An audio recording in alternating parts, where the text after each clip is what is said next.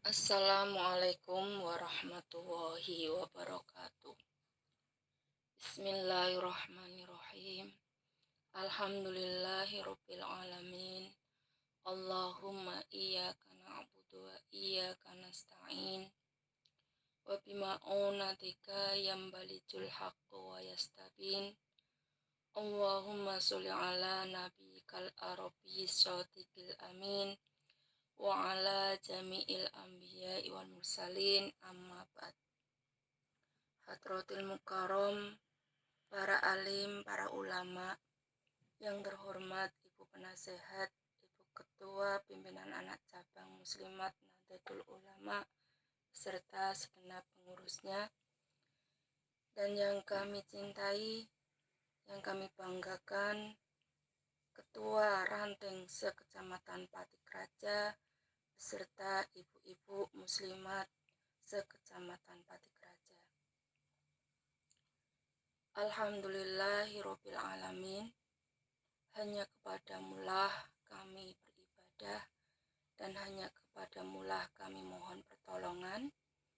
Semoga keselamatan dan kesejahteraan untuk baginda Nabi kita, Nabi Agung Muhammad SAW, beserta seluruh keluarganya, sahabatnya. Amin, Allahumma amin. Wa qala Rasulullah sallallahu alaihi wasallam, ad-du'a'u mukhul ibadah, yang artinya doa itu otaknya ibadah. Karena apa? Karena dalam ayat 60 Quran surat Al-Mu'min,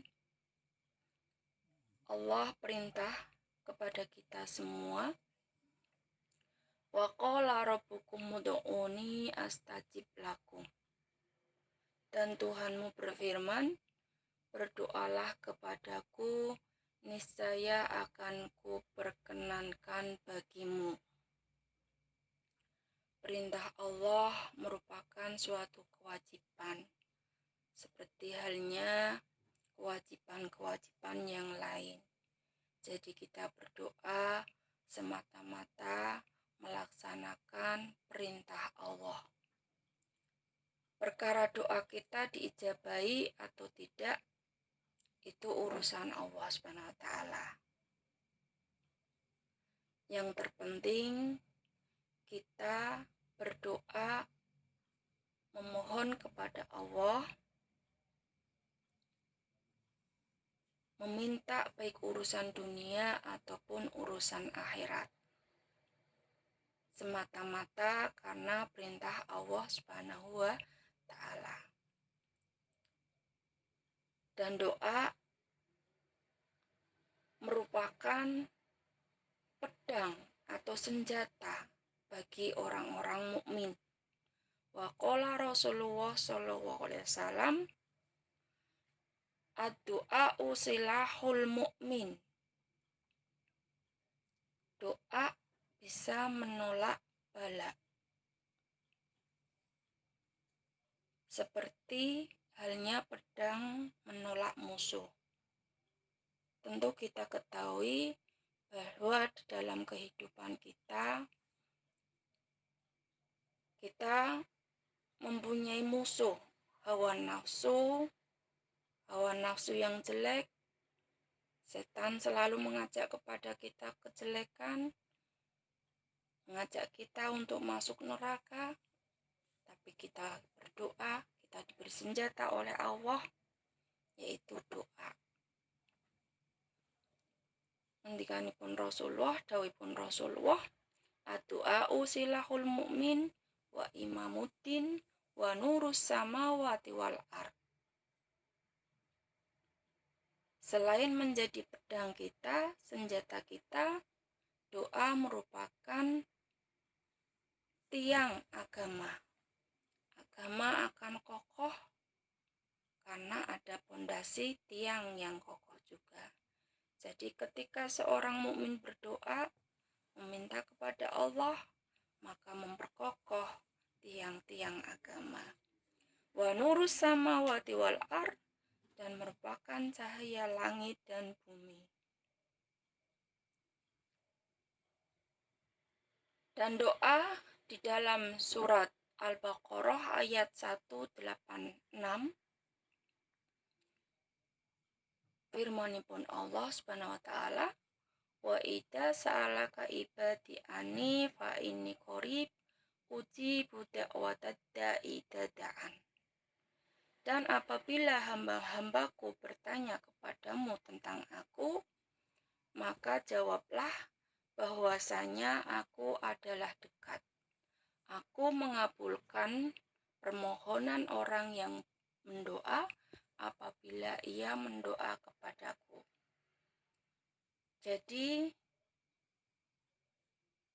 dengan doa kita lebih dekat dengan Allah.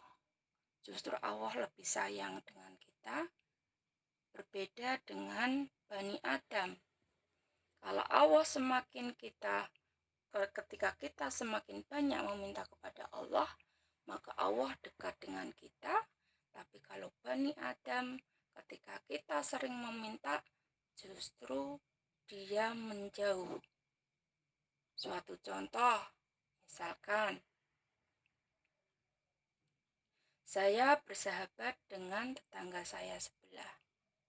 Ketika garam saya habis, saya meminta dengan alasan karena warung tutup.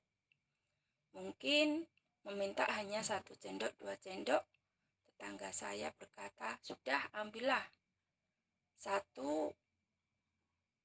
kantong plastik. Mungkin, ya. Ketika saya diberi, untuk kedua kalinya saya meminta lagi, oke, diberi. 3 hari diberi, sampai 1 minggu mungkin diberi. Mungkin hanya cuma garam ini. Tapi dengan berjalannya hari demi hari, setiap hari saya meminta kepada tetangga, pastilah tetangga itu akan merasakan bosan dan mungkin juga akan bercerita kepada tetangga-tetangga lainnya. Berbeda dengan Allah. Makanya Allah mempunyai sifat mukhalafatuhu lil hawadisi. Allah berbeda dengan makhluknya. Karena apa? Kalau Allah sering kita minta, Allah dekat dengan kita. Tapi kalau manusia kita minta, justru menjauh dengan kita. Adapun sopan santunnya kita berdoa kepada Allah Subhanahu wa taala, Allah sudah memberi contoh di dalam Quran surat Al-Fatihah. Bismillahirrahmanirrahim. Surat yang pertama, ayat yang pertama maksudnya. Bismillahirrahmanirrahim, dengan menyebut nama Allah yang Maha Pemurah lagi Maha Penyayang. Alhamdulillahirabbil alamin. Surat ayat yang kedua, segala puji bagi Allah, Tuhan seru sekalian alam. Ayat yang ketiga, Ar-Rahmanir-Rahim, yang Maha Pengasih lagi Maha Penyayang. Ayat yang keempat, Maliki Yaumiddin, yang menjadi raja di hari kiamat. Yang kelima, Iyyaka na'budu, hanya kepada Engkaulah kami menyembah. Baru akhir ayat yang kelima, wa iyyaka nasta'in, dan hanya kepada Engkaulah kami mohon pertolongan. Dari ayat 1 sampai ayat 5 di dalam surat Al-Fatihah, kalau kita mencermati arti makna, di situ belum ada permintaan. Kalimat itu menunjukkan bahwa pujian seorang hamba kepada Sang Khalik. Baru di ayat yang ke-6, ihdinas shiratal mustaqim. Tunjukkanlah kami ke jalan yang lurus. Shiratal ladzina an'amta alaihim, yaitu jalan orang-orang yang telah Engkau anugerahkan nikmat.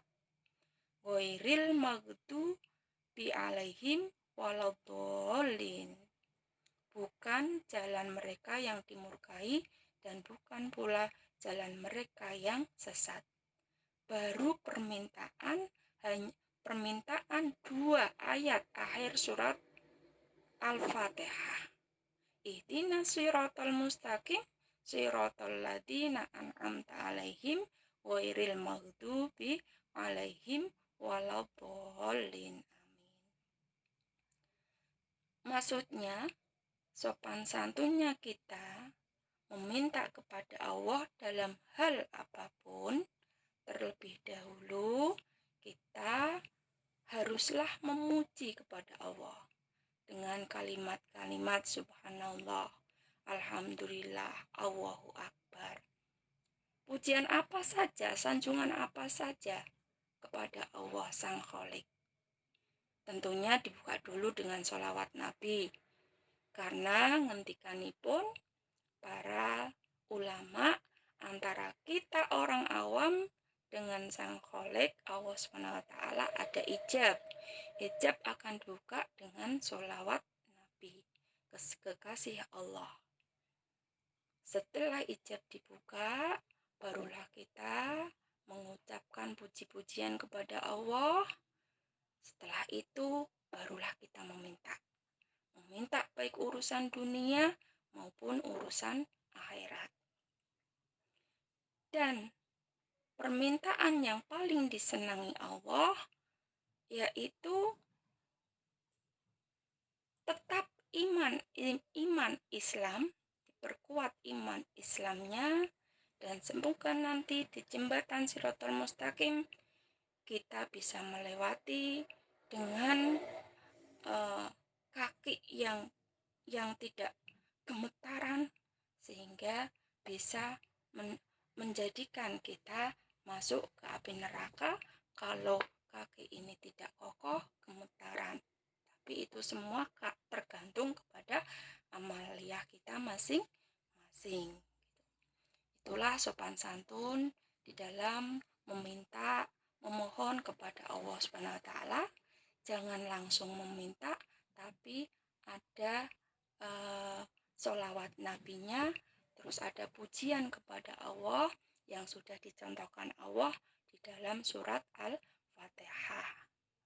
Boleh kita meminta apa saja, tapi jangan ketika doa itu belum diijabahi oleh Allah, terus kita menyalahkan Allah.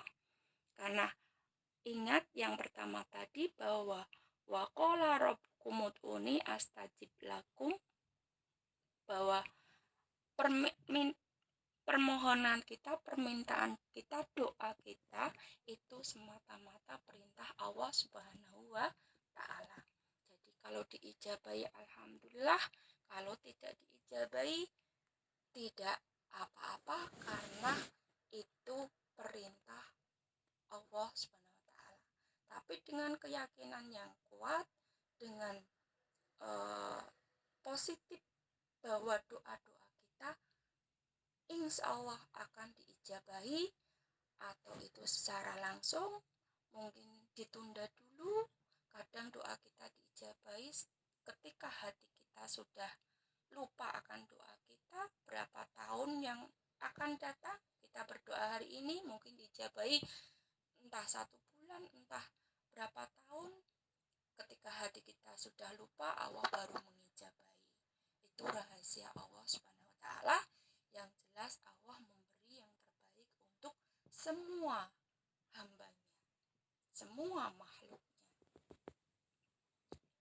Kiranya cukup sekian kajian siraman rohani pada sore hari ini 9 Ramadan 1442 Hijriah. Kurang lebihnya mohon maaf yang sebesar-besarnya. wal afu minkum. Assalamualaikum warahmatullahi wabarakatuh.